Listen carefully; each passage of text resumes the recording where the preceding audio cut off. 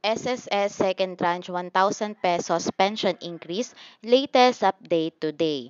Alam ko po na isa kayo sa nag-iintay na madagdagan ang inyong SSS pension dahil ngang napakaliit lamang ng natatanggap buwan-buwan. Alam niyo po ba na kahapon ay nagkaroon ng isang live streaming sa naganap na SSS Forum sa Zamboanga City? Isa sa mga katanungan ay ang pagpapatupad ng inaantay na dagdag pensyon o second tranche 1,000 pesos pension increase. Dahil ito ay naipangako na noon pa man matapos na maibigay ang first tranche noong taong 2017.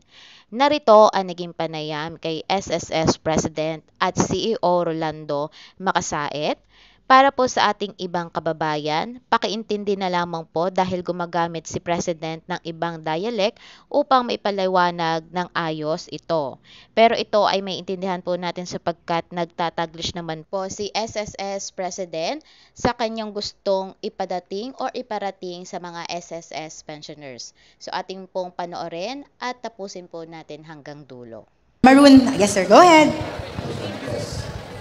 Buenos días a todos. I'm Patawag Nestor. I usul para usul Mamanes. So the question, sir, my question is, I'm a self-employed pensioner. Kasi self-employed usually we receive only minimum of pension because of self-employed. So now my question is, yung second class branch ng government, kaya po nyo ibigay sa namang pensioner. Kasi first class, bigyan na. So second class is, doon ang expect namin. Para at least, makapagbigay naman tumulong sa amin. I'm earning now, I can receive pension 2,200 only per month. So, dito ko po yung 1,000 second class. Thank you po.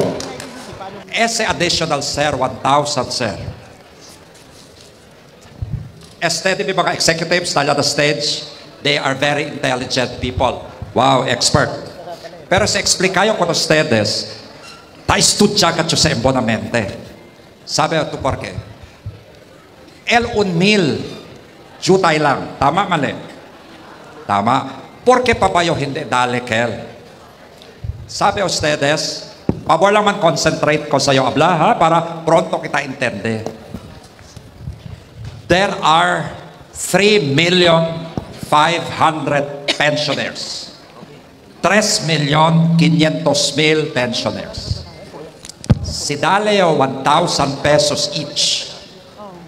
3.5 billion pesos a month. A month. 3.5 billion. Daun anyo, Kel, times 12, 42 billion pesos el que gastayo.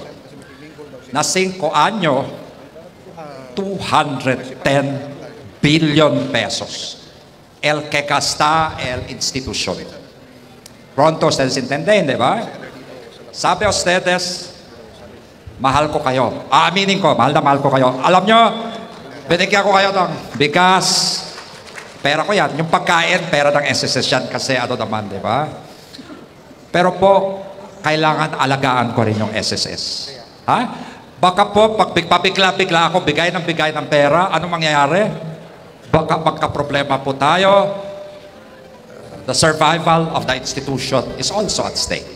Kaya todo man benefit, no? So, sir, dito yung question. Pag-aaralan ko talaga yan, sir. If you only know how much I want to give it to you. I really want to give it to you. Kaya lang, sir, pag-aralan ko talaga, ha? At saka naman, sir, kailangan din approval po ng Malacanang yan. So, kakausapin ko rin po si President Bongbong. Ipapakita ko sa kanya yung numero at I'm sure po, in his wisdom, matutulungan tayo ni Presidente. Sir, pag in-approve ko po yan, pupunta ko kayo. Kayo una ang papamigay ko kung i-approve, ha? Okay lang sa inyo? Naintindihan nyo na ngayon? Klaro na con ustedes? Ay, pingrande ba kayo? Ha? Pasensya ustedes, ha? Kasi hindi yung politiko na hindi yung pwede asiloko con ustedes. Claro? Claro? No quiere ba yung bubulahin ko kayo, kabar? For political reasons, hindi naman yung politiko, por eso, ta pwede yung se habla. Gracias kayo. Gracias. Salamat sir.